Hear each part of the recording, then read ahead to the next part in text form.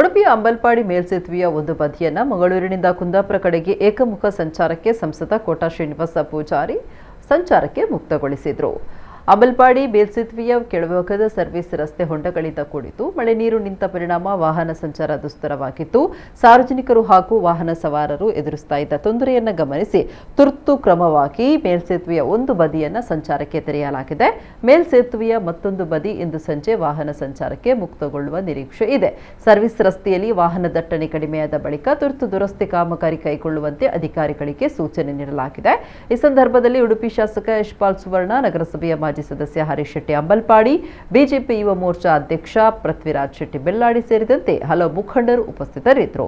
ಮಳೆಗಾಲದಲ್ಲಿ ಉಂಟಾಗಿರುವ ರಸ್ತೆ ಸಮಸ್ಯೆಯಿಂದ ಸಾರ್ವಜನಿಕರಿಗೆ ಆಗ್ತಾ ಇರುವ ತೊಂದರೆ ನಿವಾರಣೆಗೆ ಆದ್ಯತೆ ನೀಡಲಾಗಿದ್ದು ಸಂಚಾರ ವ್ಯವಸ್ಥೆಯನ್ನು ಸುಗಮಗೊಳಿಸುವ ನಿಟ್ಟಿನಲ್ಲಿ ಈ ಕ್ರಮ ಕೈಗೊಳ್ಳಲಾಗಿದೆ.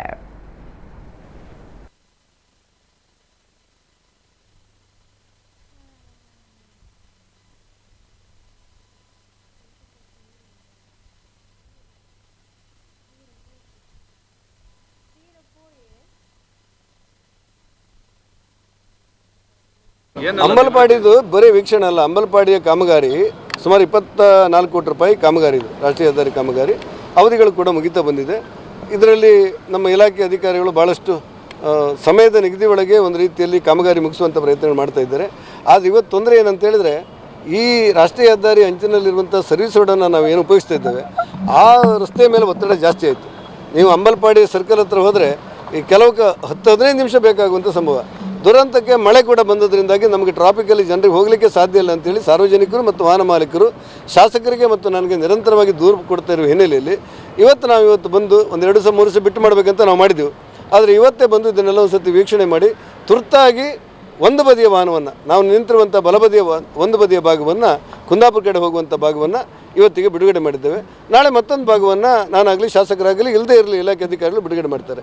ಇಲ್ಲಿ ಚರ್ಚೆ ಇರೋದು ಇನ್ನೂ ಸಣ್ಣ ಪುಟ್ಟ ಲೈಟಿಂಗ್ ಹಾಕುವಂಥದ್ದು, ಕೆಲವೆಲ್ಲ ಸ್ಟ್ರೀಟ್ ಲೈಟ್ಲೆಲ್ಲ ಸಣ್ಣ ಪುಟ್ಟ ಕಾಮಗಾರಿ ಬಾಕಿ ಇದೆ.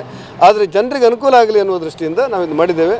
ಇದು ಈಗ ಕಾಮಗಾರಿ ದಟ್ಟಣೆ ಕಡಿಮೆ ಆದ ಕೂಡಲೇ ಕೆಳಗಿನ ಅಂಡರ್ ಪಾಸ್ ಇದೆ ಮತ್ತು ಅಲ್ಲಿರುವಂಥ ಅಂಡರ್ ಪಾಸ್ ಮತ್ತು ಸರ್ವಿಸ್ ರಸ್ತೆಯ ಕಾಮಗಾರಿಯನ್ನು ಬೇಗ ಮುಗಿಸಿ ಸಾರ್ವಜನಿಕರಿಗೆ ಮುಕ್ತ ಮಾಡ್ತಿದ್ದೇವೆ. ಆಕಸ್ಮಿಕ ಕಾರಣಗಳಿಗೆ ಯಾರ್ದಾದ್ರೂ ದೂರುಗಳು, ವಾದಗಳು, ಚರ್ಚೆಗಳು, ಬೇಡಿಕೆಗಳು, ಕೋರಿಕೆಗಳು ಅಥವಾ ಆಕ್ರೋಶಗಳು ಏನೇ ಇದ್ದರೂ ಕೂಡ ಸಂಬಂಧಪಟ್ಟ ಜಿಲ್ಲಾಧಿಕಾರಿಗಳು, ಈ ರಸ್ತೆ ನಿರ್ವಹಣೆ ಸಮಿತಿ ಅಧ್ಯಕ್ಷರು ಮತ್ತು ಈ ಅಪಘಾತವನ್ನು ನಿಯಂತ್ರಣ ಮಾಡಲಿಕ್ಕೆ ಒಂದು ಕಮಿಟಿ ಇದೆ.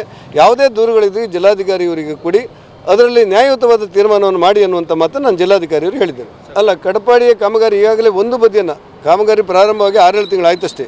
ಒಂದು ಬದಿಯನ್ನು ಕುಂದಾಪುರಕ್ಕೆ ಹೋಗುವಂಥ ಮಾರ್ಗವನ್ನು ಇವತ್ತು ಬಿಡಲಾಗಿದೆ.